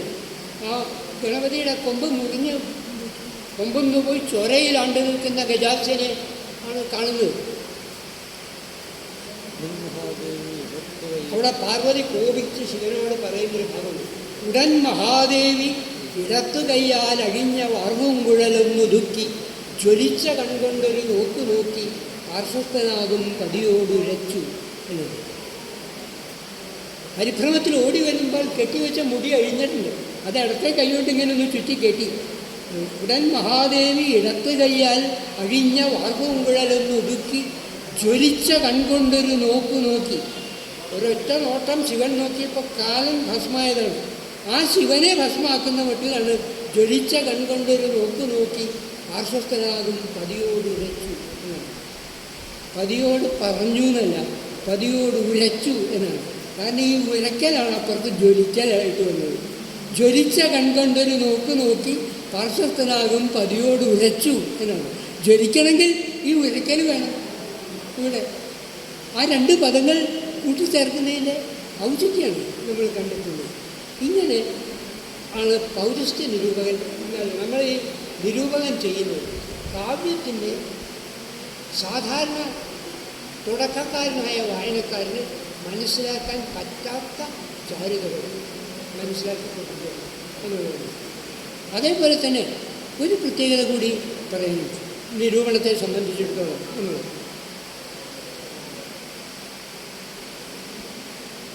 വള്ളത്തോളിൻ്റെ വളരെ പ്രസിദ്ധമായൊരു ഉദാഹരണം കൂടിയുണ്ട്. ഗണപതി എന്നുള്ള കാവ്യത്തിൽ വള്ളത്തോളിൻ്റെ ആദ്യകാലത്തെ കൃതികളുടെ കൂട്ടത്തിൽ നിന്നാണ് ഗണപതി. അതിൽ വിവാഹം കഴിഞ്ഞ് വന്ന് തൻ്റെ നവോഢയായ പത്നി പാർവതി തോഴിമാരോടൊപ്പം കുളിക്കാൻ പോകുമ്പോൾ ശിവൻ പതുങ്ങി നിന്ന് കാണുന്നൊരു ഭാഗമാണ് വർണ്ണിക്കുന്നത്. അതിൽ പറയുന്നത്, വെണ്ണ തോൽക്കുമുടലിൽ സുഗന്ധിയാം എണ്ണ തേച്ച് അരയിലൊറ്റ മുണ്ടുമായി പിന്നമേലരുളുമാന താങ്കി കണ്ണനേകി മുടികൾക്കൊരു ഉത്സവം എന്ന് വള്ളത്തോൾ എഴുതിയത്. കുളിക്കാൻ പോകുന്ന പാർവതിയാണ്. അവൾ ശരീരത്തിൽ മുഴുവൻ എണ്ണ പുരട്ടിയിട്ടുണ്ട്. വെണ്ണ തോൽക്കുമുടലിൽ സുഗന്ധിയാം എണ്ണ തേച്ച്. ഒരു സ്ത്രീയുടെ ശരീരത്തിൻ്റെ മാർദ്ദവത്തെപ്പറ്റി ഏറ്റവും ഗംഭീരമായി പറഞ്ഞ ചങ്ങമ്പുഴയാണെന്നാണ് ഞാൻ വിചാരിച്ചിരുന്നത്. നവനീതത്തിനു നാണമണയ്ക്കും എന്നാണ്. വെണ്ണ പോലെ മിനുസമായ ശരീരം. ഇവിടെ വള്ളത്തോൾ ചങ്ങമ്പുഴയെ കടത്തി വിട്ടാണ്. വെണ്ണയമ എണ്ണ വരട്ടിയ പോലെ എന്നാണ് പറയുന്നത്. വെണ്ണ തോൽക്ക് ഉടലിൽ സുഗന്ധിയാം എണ്ണ തേച്ച് അരയിൽ ഒറ്റ മുണ്ടുമായി തിണ്ണമേലരുളുവാൻ അതാങ്കി മുക്കണ്ണനേകി വെടികൾക്കൊരുത്സവം. ഈ മട്ടിലുള്ള പാർവതിയെ കാണുന്നതിന് രണ്ട് കണ്ണ് പോരാ. അതുകൊണ്ടാണ് മുക്കണ്ണനേകി 3 കണ്ണുകൊണ്ട് കണ്ടാൽ ഈ സൗന്ദര്യം പൂർണ്ണമാവില്ല എന്നാണ്. ആ മുക്കണ്ണൻ എന്ന വാക്ക് മാറ്റി അവിടെ മറ്റൊരു പദം ഉപയോഗിക്കാൻ പറ്റില്ല. ഇങ്ങനെ പദ്യത്തിൽ ഒരു കവി ഉപയോഗിക്കുന്ന കൃത്യമായ വാക്കുകളുടെ ചാരുത നമ്മൾ മനസ്സിലാക്കും. അത് പരിണിതപ്രജ്ഞനായി വായനാനുഭവമുള്ള ഒരുപാടുള്ള ഒരു നിരൂപകൻ ചൂണ്ടിക്കാണിച്ച് തരുമ്പോഴേ നമുക്ക് മനസ്സിലാകുന്നു എന്നുള്ളതാണ്. അതാണ് നിരൂപണത്തിൻ്റെ പ്രാഥമികമായിട്ടുള്ള ധർമ്മം പറയുന്നത്. പിന്നെ നിരൂപകൻ നല്ല വായനക്കാരനാണ്. 4 തരം നിരൂപകന്മാരുണ്ട് എന്നാണ് സംസ്കൃത ആലങ്കാരികന്മാർ പറയുന്നത്. അവരുടെ വാക്കുകളൊക്കെ അല്പം കട്ടിയാണെങ്കിലും വളരെ കൃത്യമായിട്ടാണ് അവരത് പറയുന്നത്. സദർണാഭ്യവഹാരി എന്ന് ഒരു തരം വായനക്കാരനുണ്ട്. സദർണാഭ്യവഹാരി. അതുപോലെ തന്നെ മത്സരി എന്നൊരുത്തൻ, അരോചി എന്ന് പേരായിട്ടൊരുത്തൻ, തത്വാന്വേഷി എന്ന് പേരായിട്ട്. അങ്ങനെ 4 തരം നിരൂപകന്മാരുണ്ട്, 4 തരം വായനക്കാരുണ്ട് എന്നാണ്. ഈ സദർണാഭ്യവഹാരിക്ക് ഒരു പുസ്തകവും മറ്റൊരു പുസ്തകവും തമ്മിൽ ഒരു വ്യത്യാസമില്ല. എന്ത് കിട്ടിയാലും എഴുതുക. അതിനെപ്പറ്റി ഒരു അഭിപ്രായമില്ല എന്നുള്ളതാണ്. നിങ്ങൾ അയാളുടെ അടുത്ത് കാളിദാസൻ്റെ മേഘസന്ദേശം കൊടുത്താലും ടെലിഫോൺ ഡയറക്ടറി കൊടുത്താലും രണ്ടും ഓരോ പുസ്തകം അത് വായിക്കും. അതൊക്കെ അതിനെപ്പറ്റി യാതൊരു കാര്യവും ആലോചിക്കാനില്ല. അതാണ് സദർണാഭ്യവഹാരി എന്ന് പറയുന്നത്. ആടിനെ അഴിച്ചു വിട്ടു കഴിഞ്ഞാൽ ഏത് പച്ചപ്പ് കണ്ടാലും ആടൊന്ന് കടിക്കും. അതുപോലെ തന്നെയാണ് ഇവന് ഏത് പുസ്തകം കിട്ടിയാലും ഇതേപോലെ തന്നെയാണ്. അങ്ങനത്തെ ഒരു തരം വായനക്കാരുണ്ട്. അവരെ പുറം കൈ കൊണ്ടെങ്കിൽ മാറ്റി നിർത്തുകയാണ് ചെയ്യുന്നത്. അതാണ് സദർണാഭ്യവഹാരി എന്ന പേരിൽ വരുന്ന ഒരു നിരൂപക വിഭാഗം. മറ്റൊരു കൂട്ടർ അരോജി എന്ന് പേരായിട്ട് തോന്നുന്നു. അരോജി മെനക്കെട്ടിരുന്ന പുസ്തകം വായിക്കും. പക്ഷെ അവൻ്റെ ശ്രദ്ധ മുഴുവൻ അതിൻ്റെ കുറ്റം കണ്ടുപിടിക്കാൻ വേണ്ടി. എത്ര നല്ല പുസ്തകം കിട്ടിയാലും അതിലെന്താ കുഴപ്പം എന്ന് പറയാം. അത് ഈ ശപിക്കപ്പെട്ട ചില ജന്മങ്ങളുണ്ടെങ്കിൽ നമുക്ക് ഉറങ്ങിക്കിടക്കുന്നവൻ്റെ കുറ്റം കാണാൻ വേണ്ടി ഉറക്കമുളച്ചിരിക്കുന്നവനെ പറ്റി നമ്മൾ എന്താ പറയുക? ഇവനിങ്ങനെ ശ്വാസം പിടിച്ച് പുറത്തൊന്നും ഇങ്ങനെ ഇരിക്കുകയാണ്, മറ്റൊന്ന് സുഖമായിട്ട് കിടന്ന് ഉറങ്ങുകയാണ് അവൻ്റെ കുറ്റം കാണാൻ വേണ്ടി. അതൊക്കെ ചിലരുടെ തലയിലെടുത്ത് അങ്ങനെയാണ് എന്നേ നമുക്ക് പറയാം. അതാണ് അരോചി എന്ന് പറയുന്നത്.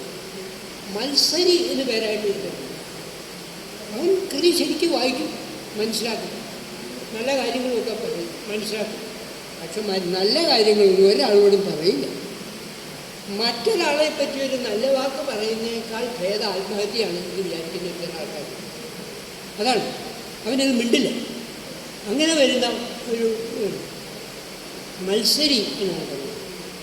തത്വാന്വേഷി എന്നൊരു തരം നിരൂപകരുണ്ട്. ആ തത്വാന്വേഷി കവിതയിലെ കാമ്പ് എന്താണ് എന്ന് കണ്ടെത്തും, അത് പറയും. അതേപോലെ തന്നെ കവിതയിലെ ദൂഷ്യം എന്താണ് എന്ന് കണ്ടെത്തും, അത് എഴുത്തുകാരനെ വേദനിപ്പിക്കാതെ സൗമ്യമായിട്ട് പറയും. അങ്ങനെയുള്ളവനാണ് നിരൂപകൻ. കൃതിയുടെ നന്മ മാത്രം കണ്ട് വാഴ്ത്തിയാൽ പോരാ, അതിലെ ദോഷങ്ങളും കാണണം. പക്ഷെ ആ ദോഷങ്ങൾ പറയുന്നത് എഴുത്തുകാരനെ വേദനിപ്പിക്കാത്തതുണ്ട്. അങ്ങനെയാണത്. ഇങ്ങനെ തിരുത്തിയാൽ പോരെ, ഇങ്ങനെ തിരുത്തണം എന്നൊരിക്കലും പറയില്ല. ഇങ്ങനെ തിരുത്തിയാൽ പോരെ എന്ന് ചോദിക്കും. ബാലചന്ദ്രൻ ചുള്ളിക്കാട് പറയാറുണ്ട്, വൈലോപ്പള്ളി മാഷ് മുമ്പിൽ നിന്ന് ബാലചന്ദ്രൻ കവിത വായിക്കുമ്പോൾ അതങ്ങനെയല്ല എന്ന് മാഷ് ഒരിക്കലും പറഞ്ഞിട്ട് അത് മുഴുവൻ കേൾക്കുമ്പോൾ ഞാനാണെങ്കിൽ അങ്ങനെയല്ല ഇല്ല അദ്ദേഹം അതിനൊരു വാക്ക് മാറ്റി ഒട്ടും മുഷ്ടിൽ തോന്നില്ല. ബാലചന്ദ്രൻ പറയുന്നത് എഴുതാൻ തുടങ്ങുന്ന കുട്ടിയാണ് ഞാൻ. വൈലോപ്പള്ളി പോലെ ലബ്ധപ്രതിഷ്ഠനായ ഒരാൾ ഞാനാണെങ്കിൽ ഇങ്ങനെയാണ് എഴുതുക എന്ന് പറയുമ്പോൾ ഞങ്ങളൊപ്പാണെന്നുള്ള മട്ടിലാണ് അദ്ദേഹം സംസാരിക്കുന്നത്. അത് തത്വാന്വേഷിയായിട്ടുള്ള നിരൂപകൻ്റെ പ്രത്യേകതയാണ്. അയാളെ ഗുണവശം കാണും, ദോഷവശവും കാണും. പക്ഷേ ദോഷവശം സൗമ്യമായിട്ട് മാത്രമേ പറയുള്ളൂ എന്നുള്ളത്. ആസ്വാദനത്തെ സംബന്ധിച്ചിടത്തോളം നമുക്ക് ചില സങ്കല്പങ്ങളുണ്ട്. ആസ്വാദനത്തിന് 4 തലങ്ങളുണ്ട് എന്നാണ് പറയുന്നത്. ശബ്ദതലം, അർത്ഥതലം, ഭാവതലം, സംസ്കാരതലം. നിരൂപണത്തിൽ പ്രധാനമായിട്ടുള്ള 4 സ്റ്റേജുകളാണ്. ശബ്ദതലം, അതിന് നമ്മൾ കവിതയെ കോൺസെൻട്രേറ്റ് ചെയ്തുകൊണ്ടാണ് ഇത് പറയുക. ശബ്ദതലത്തിൽ ആസ്വാദനം, അർത്ഥതലത്തിൽ ആസ്വാദനം, ഭാവതലത്തിൽ ആസ്വാദനം, സംസ്കാരതലത്തിൽ ആസ്വാദനം. ഈ സംസ്കാരതലത്തിലെ ആസ്വാദനമാണ് ആസ്വാദനത്തിൻ്റെ പരമോന്നതമായ ശിഖരം. അത് കവിക്കും എഴുത്തുകാരനും തമ്മിലുള്ള ഒരു പൊതു സംസ്കാരത്തിൻ്റെ സമന്വയം. മലയാളിക്ക് എല്ലാവരുടെ കാര്യം എനിക്കറിയില്ല, എൻ്റെ കാര്യം പറയാം. മലയാളത്തിലെ കവിത ആസ്വദിക്കുന്ന പോലെ എനിക്ക് ഇംഗ്ലീഷ് കവിത ആസ്വദിക്കാൻ പറ്റില്ല. ഇംഗ്ലീഷ് കവിത വായിച്ചാൽ എനിക്ക് അർത്ഥം മനസ്സിലാവും. പക്ഷെ മലയാള കവിത വായിക്കുന്ന പോലെ എനിക്കത് അനുഭവിക്കാൻ പറ്റുന്നില്ല. അത് ഈ സംസ്കാരം തലത്തിൻ്റെ വ്യത്യാസം കൊണ്ടാണ്. മറ്റേത് ഭാഷയിലും ഇപ്പം നിങ്ങൾ നെരൂദയുടെ കവിതകളും സത്യകാന്തൻ്റെ ഒരുപാട് പരിഭാഷപ്പെടുത്തും. നെരൂദയുടെ കവിതയൊക്കെ വായിക്കാൻ നമുക്ക് അത് നമ്മൾ ഇൻ്റലക്ച്വലായിട്ട് ആ കവിത മനസ്സിലാക്കും. പക്ഷെ വൈകാരികമായിട്ട് ആ കവിത നമുക്ക് പൂർണ്ണമായിട്ട് നമുക്ക് ഉൾക്കൊള്ളാൻ പറ്റുന്നു. പറ്റുന്നവർ ഉണ്ടാവാം, എനിക്ക് പറ്റുന്നില്ല എന്നുള്ള അനുഭവം കൂടിയാണ് പറയുന്നത്. അതാണ് ഈ സാംസ്കാരികത്തിൽ കുട്ടികൾ ശ്രദ്ധിക്കുന്നത് ശബ്ദതലത്തിലാണ്. അത് ആസ്വാദനത്തിൻ്റെ താണപടിയാണ്, ഏറ്റവും താണപടിയാണ്. നമ്മളുടെ ബാലകവിതകൾ മുഴുവൻ ശബ്ദാഡംബര സമന്വിതമാണ് എന്ന് നോക്കണം. 5 വയസ്സായ കുട്ടി കവിത വായിക്കുമ്പോൾ അതിൻ്റെ അർത്ഥ പൗഷ്കല്യത്തെപ്പറ്റി ഗരിമയെപ്പറ്റി ആലോചിച്ചാണ് കവിത രസിക്കുന്നത്. അവന് ശബ്ദമാണ്. മാരാർക്കുണ്ടൊരു കുസൃതിക്കുട്ടൻ മാരാരവനെ തോളിൽ തൂക്കിയിട്ട് എന്തട ഏതട മിണ്ടട മിണ്ടട മിണ്ടാണ്ടിരിയട മണ്ടകുലുക്കിയിട്ട് ഇരുകോൽ കൊണ്ടും ഡുണ്ടും ചടപട എന്നൊരു കവിത. 5 വയസ്സുകാരനത് രസിക്കും. നിങ്ങൾ ഈ കവിത കേട്ട 5 വയസ്സുകാരനോട് ചോദിച്ചു നോക്കും, ചൊല്ലി കേൾപ്പിച്ചിട്ട് എന്തിനെ പറ്റിയ ഈ കവിത? ഒരു സംശയമില്ല, അവൻ പറയും ചെണ്ടാണ്. പക്ഷെ ആ കവിതയിൽ എവിടെ ചെണ്ടാന്ന് ഉപയോഗിച്ചത്? ചെണ്ടാന്നൊരു വാക്കേ അതിലില്ല. മാരാർക്കൊണ്ടൊരു കുസൃതിക്കുട്ടൻ മാരാരവരെ തോളിൽ കയറ്റി ചെണ്ടട ഏതട മിണ്ടട മിണ്ടട മിണ്ടാണ്ടിരിയട മണ്ട കുലുക്കിയിട്ട് ഇരുകോൽ കൊണ്ടും ഡുണ്ടും ചടപട ഡുണ്ടും ചടപട എന്ന് കുട്ടി അത് ആസ്വദിക്കും. ഇത് ആസ്വാദനത്തിൻ്റെ ഏറ്റവും താണുകാലമാണ്. പറയാമോ എന്ന് ശങ്കയുണ്ട്, എന്തെങ്കിലും പറയുകയാണ്. കുരിപ്പുഴ ശ്രീകുമാരൻ ഒരു കവിത എഴുതിയപ്പോൾ എല്ലാവരും കയ്യടിച്ചു. ഏതാ കവിത? കയ്യടിച്ചോടുകൂടി ആ കവിത തീർന്നു. അതിൻ്റെ ശബ്ദതലത്തിൽ മാത്രമേ ആസ്വദിച്ചിട്ടുള്ളൂ. ശബ്ദതലത്തിൽ ആസ്വാദനം ഏറ്റവും കാണപ്പെട്ടുള്ള ആസ്വാദനം ആണ്. അത് മോശമാണ് എന്നല്ല പറയുക. അവിടുന്ന് ചവിട്ടി നിന്നാൽ പോരാ, അവിടുന്ന് അടുത്ത പടിയിലേക്ക് കയറണം, പിന്നെ അടുത്ത പടിയിലേക്ക് കയറണം. അങ്ങനെയാണ് ആസ്വാദനം വരുന്നത്. ഇത് ആൾക്കൂട്ടത്തിൽ രസിക്കുന്ന കവിതയാണ്. ശിവരാത്രി മണപ്പുറത്ത് ഈ കവിത വലിയ അപ്പീലിംഗ് ആയിരിക്കും. പക്ഷെ നിങ്ങൾ ഒറ്റയ്ക്ക് ഇരിക്കുമ്പോൾ ഇത് ചൊല്ലി കേട്ട് കഴിഞ്ഞാൽ നിങ്ങൾക്കൊരു വ്യക്തി തോന്നില്ല. ഇത് ആസ്വാദനത്തിൻ്റെ ഏറ്റവും താണത പടിയാണ്. ഈ ശബ്ദത്തിൽ മാത്രം രസിക്കുക എന്നത്. രണ്ടാമത് അർത്ഥതലത്തിലാണ് എത്തുന്നത്. അർത്ഥതലത്തിലേക്കാണ് നമ്മളെത്തുന്നത്. കാറ്റൂരിൻ്റെ കവിതകൾ അവനൊരൂപനും പരമഭോഷനാണ് അനാശനാക്കുന്നു പ്രധാന ഭക്ഷണം. നാറ്റൂരി കവിത എഴുതിയിട്ടുണ്ട്. വിമാനത്താവളത്തിൻ്റെ ഒരു കവി ഇതിനുള്ള കവിതയാണ്. ഒരാളെ പറ്റി പറയണം, അവനൊരു പരമഭോഷനാണ് അനാശനാക്കുന്നു. പാലൂരാണ്, എന്നും പാലൂരിൻ്റെ, എനിക്ക് തെറ്റിയാണ്, പാലൂരിനാണ് വിമാനത്താവളത്തിൻ്റെ കവി. അവനൊരു വെറും പരമഭോഷനാണ് അനാശനാക്കുന്നു പ്രധാന ഭക്ഷണം. ഈ അനാസിൻ നമുക്ക് തലവേദന വന്നു, ഒരു അനാസിൻ ഗുളിക കഴിച്ചു, തലവേദന മാറി. പക്ഷെ അനാസിൻ തലവേദന മരുന്നല്ല, വേദന സംഹാരി മാത്രമാണ്. തലവേദന വന്നത് വേറെ ചില രോഗകാരണങ്ങൾ കൊണ്ടാണ്.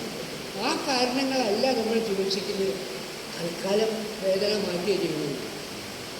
ഉദാഹരണമായിട്ട് നമ്മളുടെ തൊഴിലില്ലായ്മ, ചെറുപ്പക്കാർക്ക് തൊഴിലില്ല. നമ്മൾ എന്ത് ചെയ്യുന്നു? ഷെഡ്യൂൾഡ് കാസ്റ്റിന് ഇത്ര സംവരണം, ഷെഡ്യൂൾഡ് ട്രൈബിന് ഇത്ര സംവരണം, ബാക്ക്വേർഡ് കമ്മ്യൂണിറ്റിക്ക് ഇത്ര സംവരണം, അതുപോലെ തന്നെ സാമ്പത്തിക സംവരണം. ഇതൊക്കെ ഈ അനാസിൻ ഗുളികകളാണ്. മൗലികമായ പ്രശ്നം ചെറുപ്പക്കാർക്ക് എല്ലാവർക്കും കൊടുക്കാൻ തൊഴിലില്ല എന്നുള്ളതാണ്.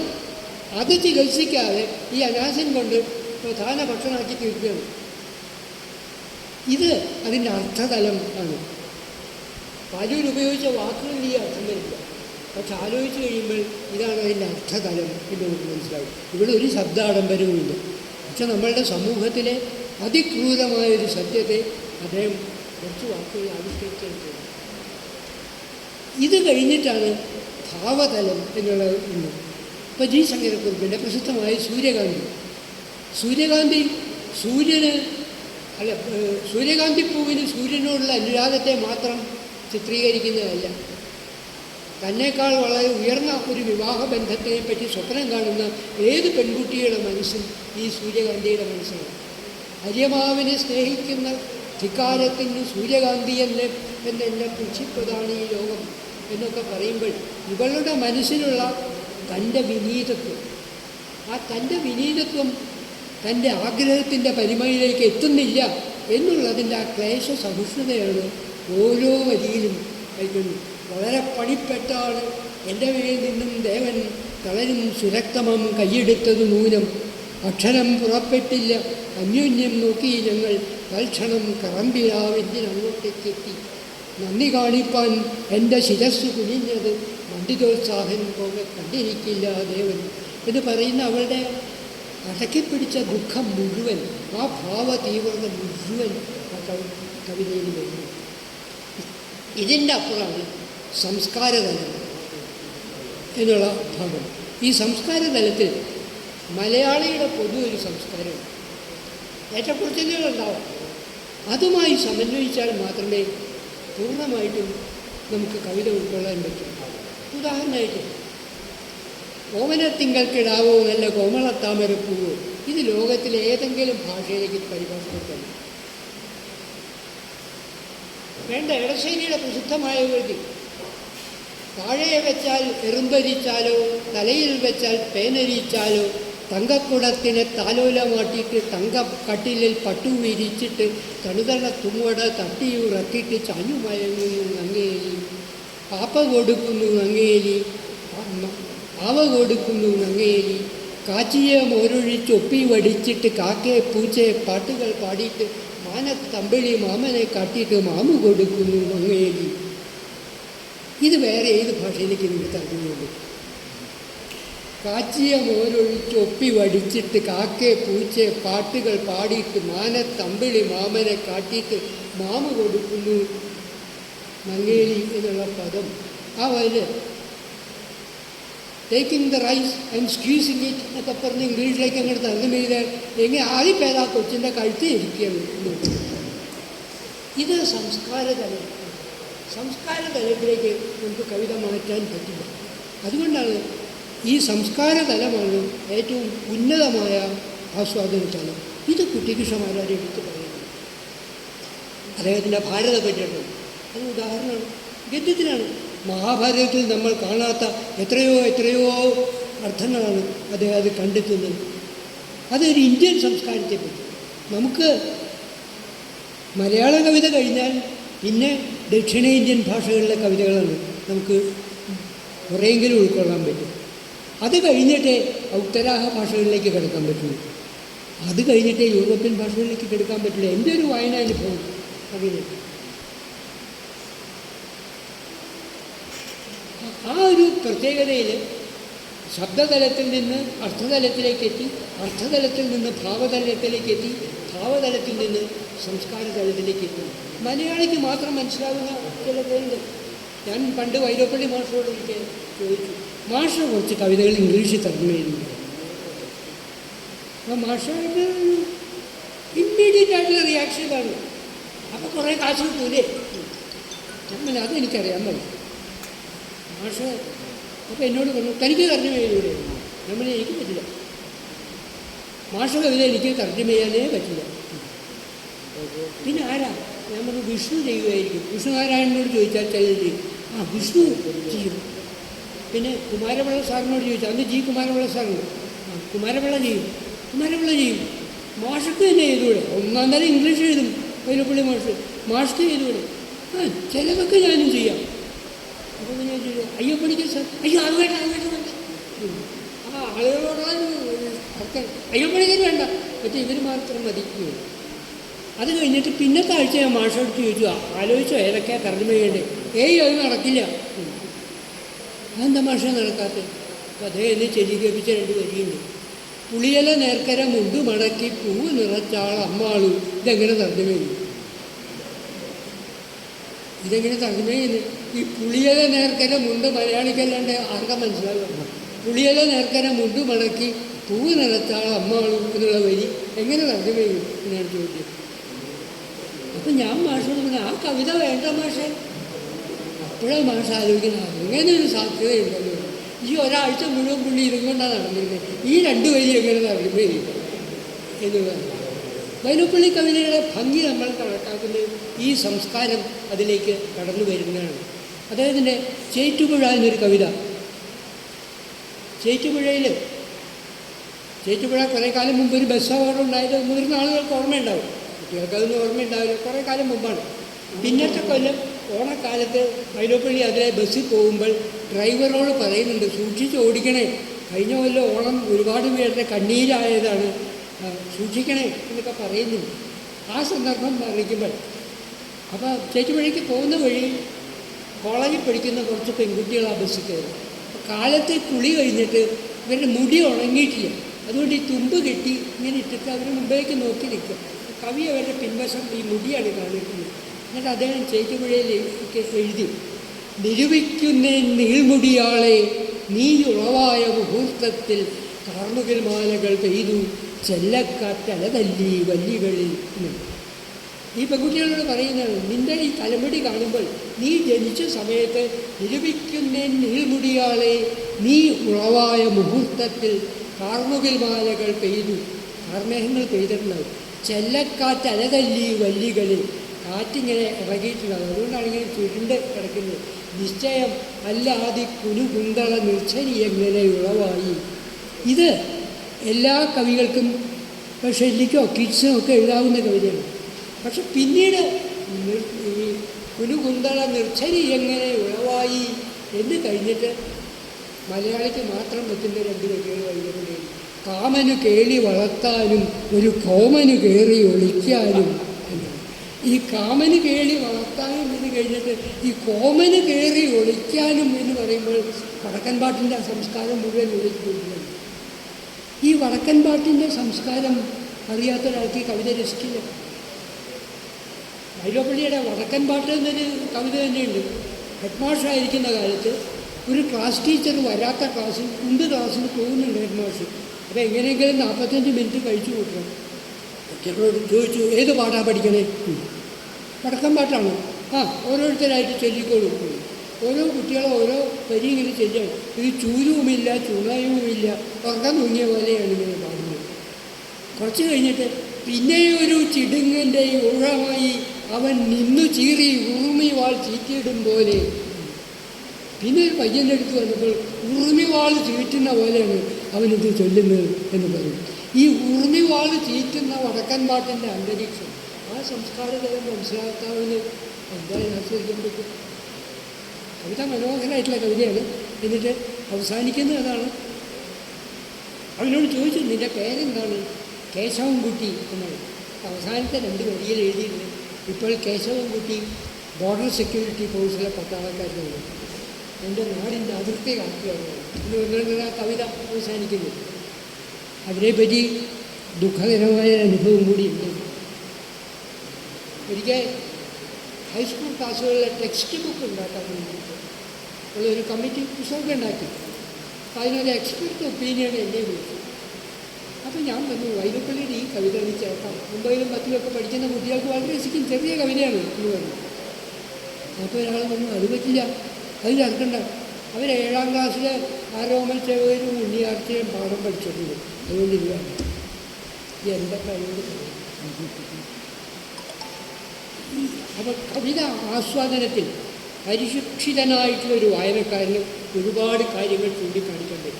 അതാണ് നിരൂപണത്തിൻ്റെ മറ്റൊരു പ്രത്യേകത. പറയാനുള്ള നിരൂപണത്തിൽ മറ്റ് വിജ്ഞാന ശാഖകളൊക്കെ നിരൂപണത്തിന് സഹായകമായി തീരും എന്നുള്ളതാണ്. ഒരുപാട് വിജ്ഞാന ശാഖകൾ നമുക്ക് നിരൂപണത്തിന് സഹായകമായി വരും. ഉദാഹരണമായിട്ട് ചികിത്സയിൽ ഉപയോഗിക്കുന്നതാണ് നമ്മുടെ സൈക്യാട്രിക് ട്രീറ്റ്മെൻറ്റ്, സൈക്കോളജിക്ക് സാഹിത്യമായിട്ട് വേറൊരു ബന്ധമൊന്നുമില്ല. പക്ഷേ സൈക്കോളജിയിലെ പല സിദ്ധാന്തങ്ങളും സാഹിത്യ നിരൂപണത്തിൽ വളരെ പ്രയോജനപ്രദമാണ്. വിജയമാഷ ലേഖനം, മലയാളത്തിൽ വിജയമാഷ മാത്രമേ അത് കാര്യമായിട്ട് ചെയ്തിട്ടുള്ളൂ എന്നുള്ളതാണ് പറയുന്നത്. സൈക്കോളജിക്കലായിട്ടുള്ള ഒരുപാട് കാര്യങ്ങൾ. അപ്പോൾ ഞാനൊരു എക്സാമ്പിൾ പറയാം. എങ്ങനെ ഒരു കൃതിയുടെ ഉള്ളിലേക്ക് പുതിയ വിജ്ഞാനം നമ്മളെ കടത്തുന്നു എന്നുള്ളതിൻ്റെ ഒരു സൂചനയായിട്ടാണ് പറയുന്നത്. 2ാം ലോക മഹായുദ്ധം കഴിഞ്ഞിട്ട് ഒരുപാട് പട്ടാളക്കാർ യൂറോപ്പിൽ മുറിവേറ്റവരായിട്ടും അംഗവൈകല്യവരായിട്ടും ഒക്കെ ഉണ്ടായിരുന്നു. അവരിൽ തന്നെ ഒരു 10-60% പേര് ലൈംഗിക ശക്തി നഷ്ടപ്പെട്ടു പോയവരാണ്, സെക്ഷുവലി ഇമ്പോർട്ടൻ്റ് ആയിട്ടുള്ള ആളുകളാണ്. അവരെ ഫ്രോയിഡിൻ്റെ ശിഷ്യന്മാർ പഠനവിധേയമാക്കുന്നു. അപ്പോൾ ഫ്രോയിഡ് അധികവും സ്വപ്നത്തെയാണല്ലോ അനലൈസ് ചെയ്തിരുന്നത്. ഇവർ കാണുന്ന സ്വപ്നങ്ങളാണ് ഈ സെക്ഷുവലി ഇമ്പോർട്ടൻ്റ് ആയിട്ടുള്ള മുറിവേറ്റ് കിടക്കുന്ന പടയാളികൾ അവരുടെ ജീവിതത്തിൽ പിന്നീട് കാണുന്ന സ്വപ്നങ്ങൾ. ഈ സ്വപ്നങ്ങൾ അധികവും പറക്കുന്ന വസ്തുക്കളാണ്. റോക്കറ്റുകൾ, വിമാനങ്ങൾ, റാഡറുകൾ, പറക്കുന്ന വസ്തുക്കളെയാണ് അവർ സ്വപ്നം കാണുന്നത്. അതിൽ നിന്ന് അതൃപ്തമായ കാമവാസന ഉറങ്ങിക്കിടക്കുന്ന മനസ്സുകൾ പറക്കുന്ന വസ്തുക്കളെ സ്വപ്നം കാണുന്നു എന്നൊരു കൺക്ലൂഷനിലെത്തി.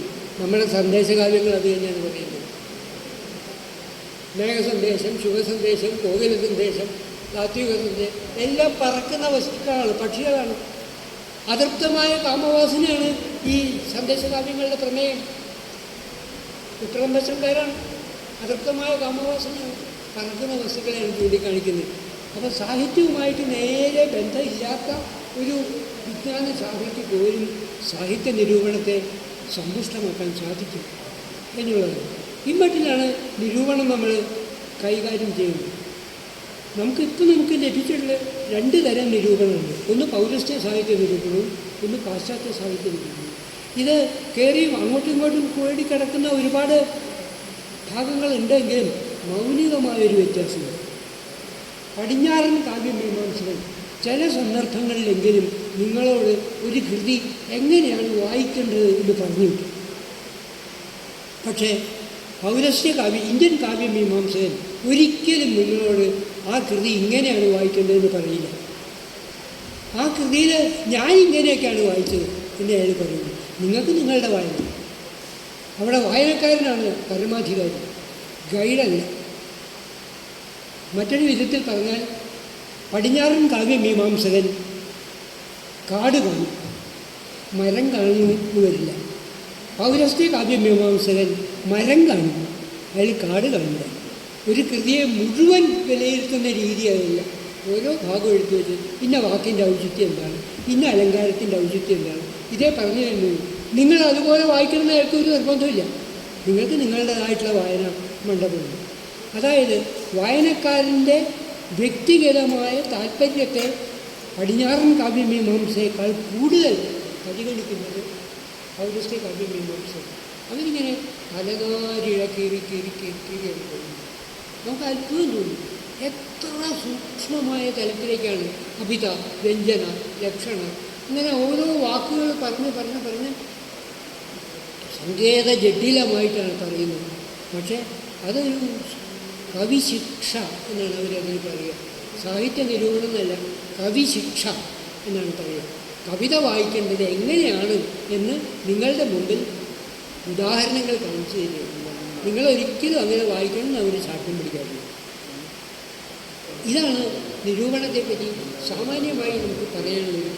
നിരൂപണത്തിൻ്റെ ഇപ്പോഴത്തെ ഘട്ടത്തിലേക്ക് എത്തുമ്പോൾ അത് ഒരുപാട് ഭാഷാശാസ്ത്രം അത് കടന്നു കയറിയിട്ട് നമ്മളുടെ നിരൂപണത്തിന് സഹൃദയത്വത്തെ ഊറ്റിക്കഴിഞ്ഞിട്ടുണ്ട്. വ്യാകരണത്തിൻ്റെ എന്തൊക്കെ പ്രത്യേകതകളാണ് കവിതയിൽ എന്ന് അന്വേഷിക്കാൻ തുടങ്ങിക്കഴിഞ്ഞാൽ അതെന്ത് സാഹിത്യ നിരൂപണം. നമ്മളുടെ സ്റ്റൈലിസ്റ്റിക്സ് പലരും ചെയ്യുന്ന അങ്ങനെയാണ്, സ്ട്രക്ചറലിസം ചെയ്യുന്ന അങ്ങനെയാണ്, ഡീകൺസ്ട്രക്ഷൻ ചെയ്യുന്ന അങ്ങനെയാണ്. ഇപ്പോഴും നമ്മളിവിടെ പൊക്കിക്കൊണ്ട് നടക്കുന്ന ഡീകൺസ്ട്രക്ഷനെ പറ്റിയാണ്. 1992 ഫ്രാൻസിൽ ഒരു പുസ്തകം വന്നു കഴിഞ്ഞു, ദ പോവർട്ടി ഓഫ് ഡീകൺസ്ട്രക്ഷൻ എന്നാണ്. ഡീകൺസ്ട്രക്ഷൻ്റെ പാപ്പരത്വത്തെപ്പറ്റി അവർ കഴിഞ്ഞ നൂറ്റാണ്ടിൻ്റെ അവസാനം പറഞ്ഞു കഴിഞ്ഞു.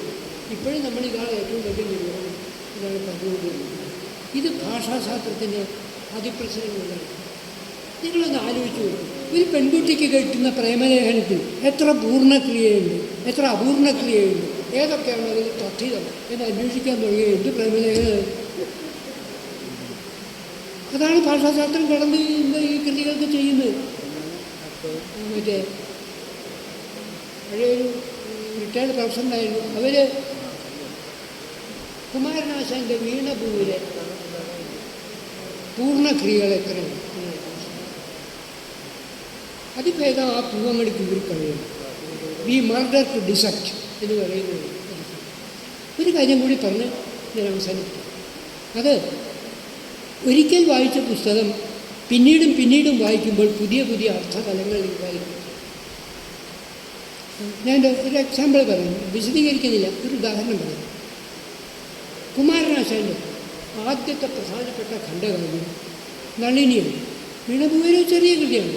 1911 നളിനി പ്രസിദ്ധപ്പെടുത്തുന്നത്. പക്ഷെ അതിനൊരു 4 കൊല്ലം മുമ്പ് ആശാൻ നളിനി എഴുതാൻ തുടങ്ങിയിട്ടുണ്ട്. വീണഭൂവ് എഴുതുന്ന കാലത്ത് തന്നെ ആശാൻ നളിനി എഴുതാൻ തുടങ്ങിയിട്ടുണ്ട്. അത് അദ്ദേഹം പറയുന്നുണ്ട്, കുറേ ഭാഗം എൻ്റെ ഡയറിയിലും കുറേ ഭാഗം എൻ്റെ മനസ്സിലും ഒക്കെ ആയിട്ട് അത് പബ്ലിഷ് ചെയ്ത 1911 എന്ന് മാത്രമേ ഉള്ളൂ. അത് പബ്ലിഷ് ചെയ്തപ്പോൾ അതിനൊരു മുഖവുര എഴുതിയത് AR രാജരാജവർമ്മയുടെ മുഖവുര ആശാന് വളരെ ഇഷ്ടപ്പെട്ടു. അത് ആശാൻ അതിന് സ്വയം എഴുതിയ ആമുഖത്തിൽ രേഖപ്പെടുത്തുന്നു.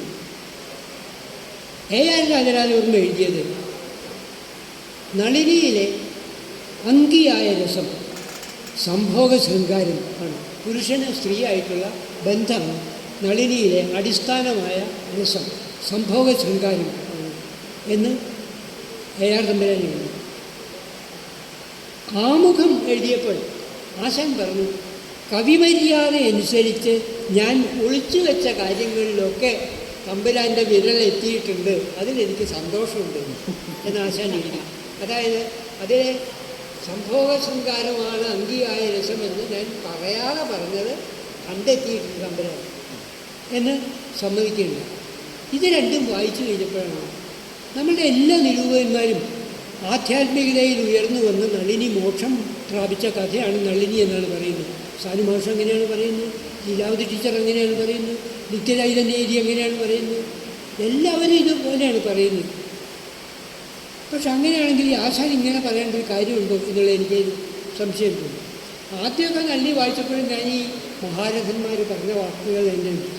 പിന്നെ അത് വായിച്ചപ്പോൾ എനിക്ക് തോന്നി ഇതല്ലല്ലോ, ഇതിലെവിടെയാണ് ആശാൻ ഒളിച്ചു വെച്ചിട്ടുള്ളത്. ഇത് നളിനിയുടെ മോക്ഷപ്രാപ്തി അല്ല ആശാൻ പറഞ്ഞത്. ദിവാകരൻ്റെ ബ്രഹ്മചര്യം തകർന്ന കഥയാണ് ആശാൻ പറയാനുണ്ടായിരുന്നത്. അതാണ് ആശാൻ അതിൽ പറഞ്ഞത്.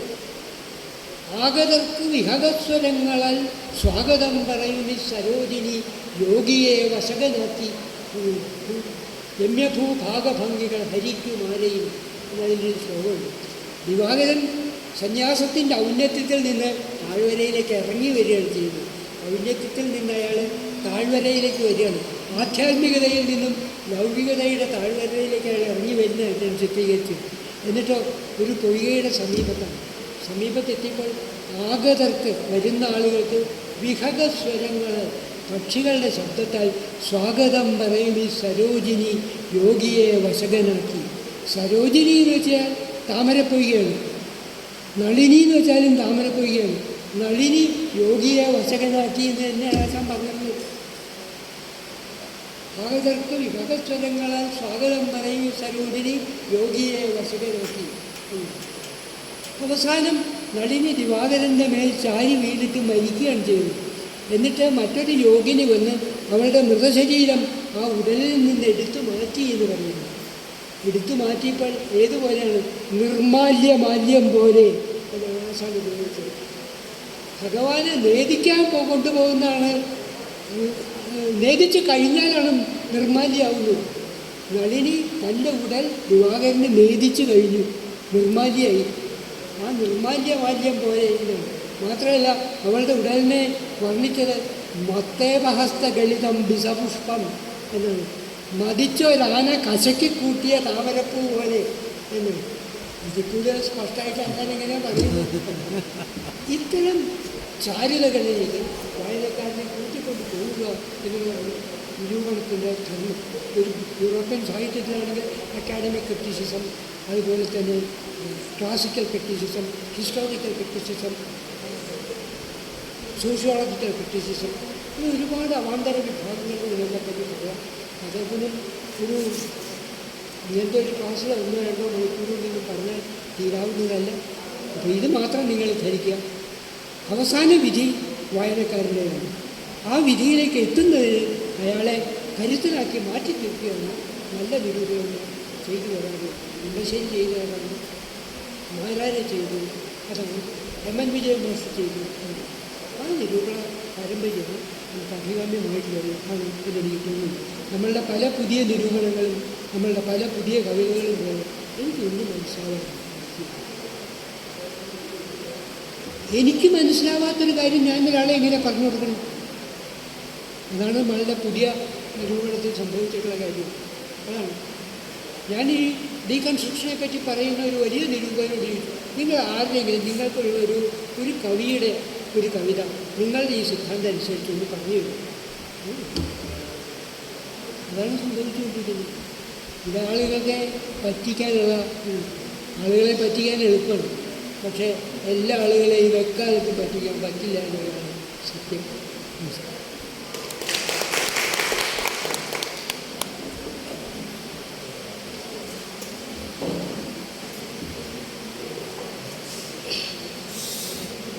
പ്രിയപ്പെട്ടവരെ, എഴുത്തിൻ്റെയും നിരൂപണത്തിൻ്റെയും പരസ്പര ബന്ധത്തെക്കുറിച്ചും നിരൂപണത്തിൻ്റെ അർത്ഥ ഭാവസംസ്കാര തലങ്ങളെക്കുറിച്ചുമൊക്കെ വസന്തമാഷ് വളരെ ഹൃദ്യമായി ഉദാഹരണ സഹിതം നമ്മളോട് പറഞ്ഞു കഴിഞ്ഞു.